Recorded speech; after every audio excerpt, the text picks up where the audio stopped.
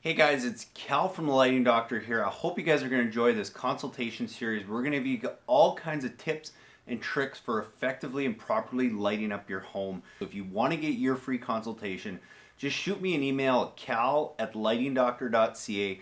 Send me a few pictures and we'll give you a video presentation of what lights are going to work best with your property, or go and visit us at lightingdoctor.ca or go check out all our videos on YouTube. Hey, Carl and Kathy, thanks for sending in your pictures and watching the YouTube videos. I'm glad you guys are finding those helpful. Yeah, I'll give you some ideas and some thoughts. Great property. I think it'd look really cool with some of the things we could do here.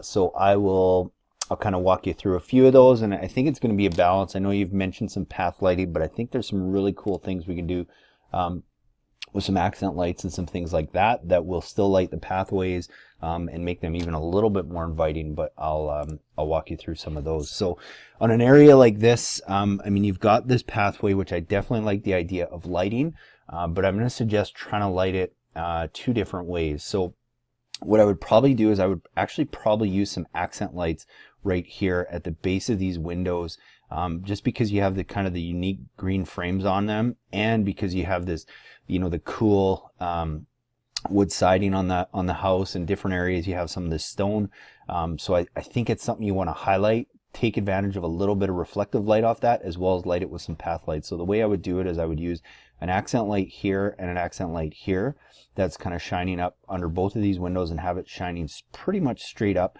to highlight this. And then in between where you have those accent lights, you throw a path and garden light. So I'm talking about accent lights and then the path and garden lights.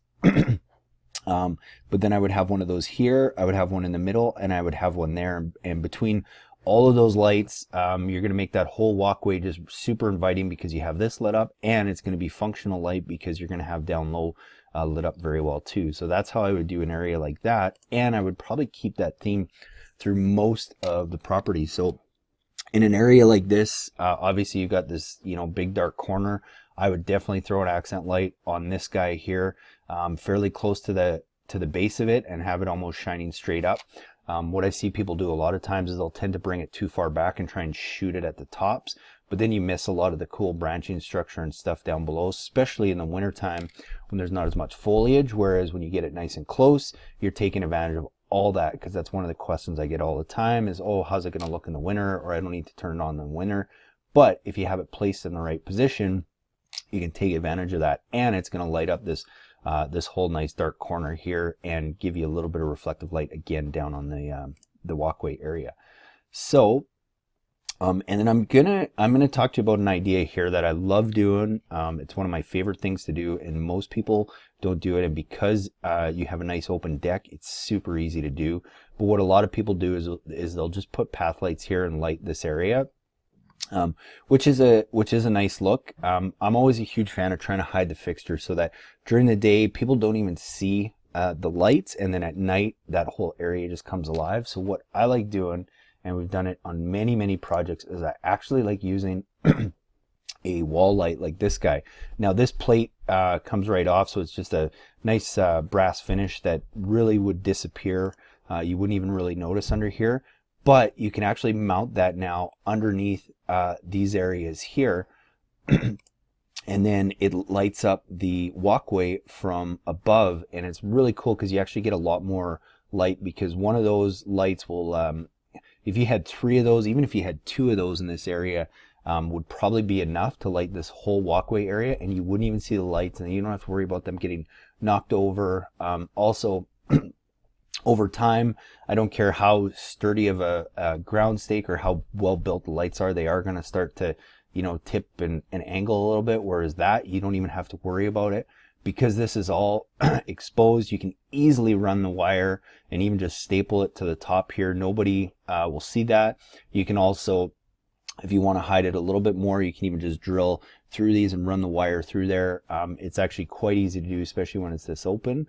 And I think you can get away with only 3 of those lights, as opposed to kind of like you guys have here, you might have 4 or 5 path lights. And I think this does a way better job. And what's cool about it too is that as you're looking at the house from like, I'm just go to different angles. So when you're looking at the walkway, say coming up this way, now this whole area is lit up. Whereas if you just have it lit up here, you kind of don't see those, but now you're going to see some light, and it just makes that whole area really inviting. So just a suggestion, you can go either route.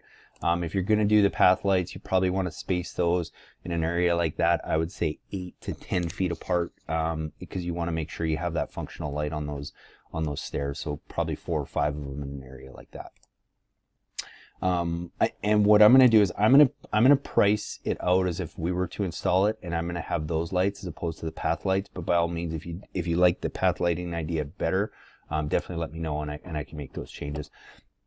And then again, here, I like not just lighting the pathway down below, but making it super inviting so that as you're walking up, yes, this will be lit, but you also want it to kind of stand out. So what I would do is I would probably get an accent light on this tree here, and I would probably try and get one here so that not only is it just lit up down below, but as you're looking at this pathway area, it's more inviting. And then I would just stagger path lights in between where you have those accent lights. So for example, you'd probably have one kind of a little bit further down here. You'd probably have one kind of in the middle, and then you'd probably have another one on the other side of this tree that's casting light down on this area here, but then that whole walkway is super inviting. And then what I would also do,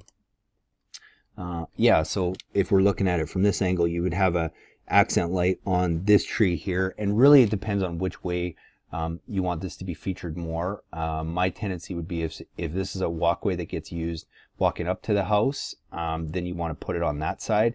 But it looks like this might be a pathway leading out, so you may want to actually accent the tree on this side, and same with the other one is accenting it on this side. So your viewing angles this way, and then have, you know, maybe a path light in here.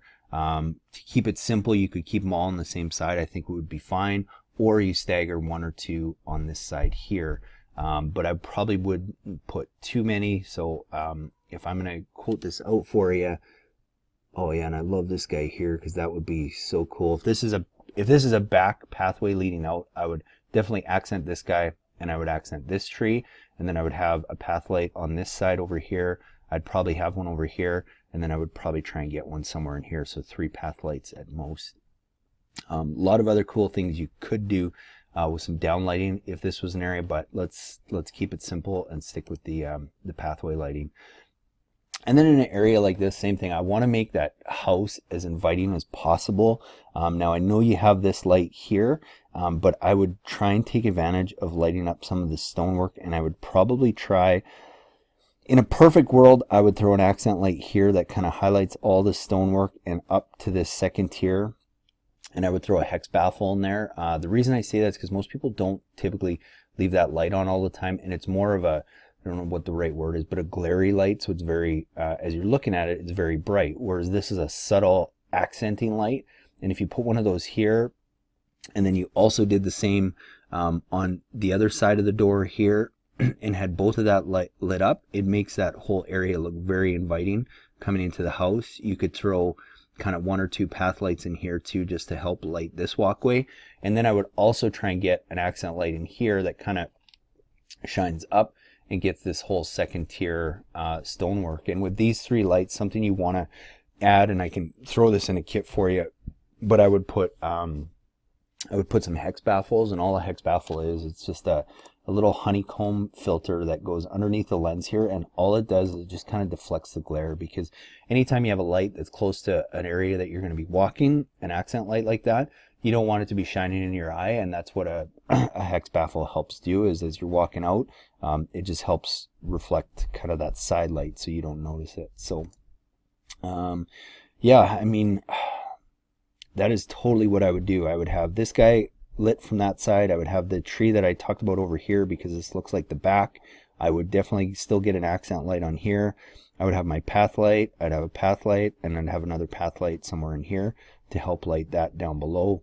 I would definitely have a light on this second, nice bright light that shines and catches this whole second portion. And even if you didn't do the doorway lights here, and you just did the 1 or 2 path lights that I talked about here, which I think might be a good option, just looking at the viewing angle, I would definitely try and get an accent light in here that just helps highlight this this nice peak and the brickwork you have there.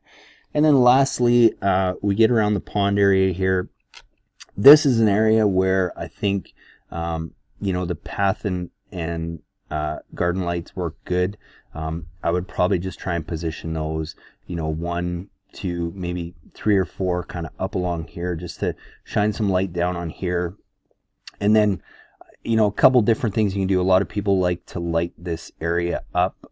You could do that using a underwater light. So it's a light that it's completely waterproof. You just throw it at the bottom of the pond and it lights up this whole area. Because they are completely waterproof, they are a little bit more expensive, but it helps kind of the pond area glow. And then by having like 4 path and area lights up here, you're highlighting the rocks alongside the waterfall feature area and a little bit down here, so it just kind of gives that the definition, and then you have this whole bottom area kind of glowing. So lots of cool things you could do.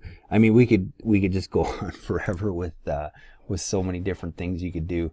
I would probably leave that as a feature. If you wanted to highlight these guys here, what I would do is just a couple wash lights, very similar to an accent light. They're a softer, wider angle light. So I'm going to leave those off the quote for now, because I think you really want to focus on this, and I think we got a lot of lights already. So I'll put a kit together for you based on those suggestions. So my suggestions are going to be what I talked about with the waterfall area with the underground light there. Talking about highlighting these 3 trees, the 3 pathway lights, the 2 pathway lights back here. We're going to accent this guy with 1. I'm going to give you 2 up lights, because you may want to have 2 here, just because this is a little bit higher of an area, and kind of place those maybe a little bit further back at the corners. I'm going to give you the 3 undercap lights here to light this walkway area. And then talked about that already. And then I think the last section is the front of the house here, where we have another accent light here. And then on this area where we have our 2 accent lights and our 3 more path lights. And if there's any other areas based on those suggestions that you think you want some lights, we can always add some more, but I'll start you with a quote based on that. And if you have any questions, just let me know. Thanks again, guys. You might not see it the best, but we got this beautiful, beautiful pond here. It almost looks like grass, because it's all grown in with lilies and stuff, so it looks really, really cool. We wanted to definitely feature this nice patio area that they have, so we did get some path lights kind of in the back there along the house, which are starting to look real good. We've got one really, really nice feature tree here behind the pond, and that's directly where they're looking out from their kitchen table. So we wanted to make sure we highlight that. So we actually used 2 on that one, again, because it's a big wide tree. We wanted to get 2 angles and 2 lights to really catch as much of that canopy as possible, and that's our featured tree. So I would rather focus more lights on a featured tree like that than trying to put a whole bunch of lights around the whole area. Something else we did is with our path lights, because we wanted to cast some water down on that pond. We did put a couple of those in some kind of cool waterfall areas that are going to cast that light down on that pond, define the edges of the sitting area, and make this look really good too. So some path lights, some simple up lights. Again, 2-3 kinds of lights we use all the time, but you can do so many different things with them. Hey guys, I really hope you enjoyed that video presentation with some great tips and tools of how to go and properly and effectively light up your landscape. And be sure, if you want your own free consultation video, just send me an email at cal@lightingdoctor.ca with a few pictures of your property, and we'll get back to you with some really cool ideas and ways to go and effectively light your property. And be sure to watch the videos after this one for more tips on how to install landscape lighting, as well as how to light up your landscape the best way possible.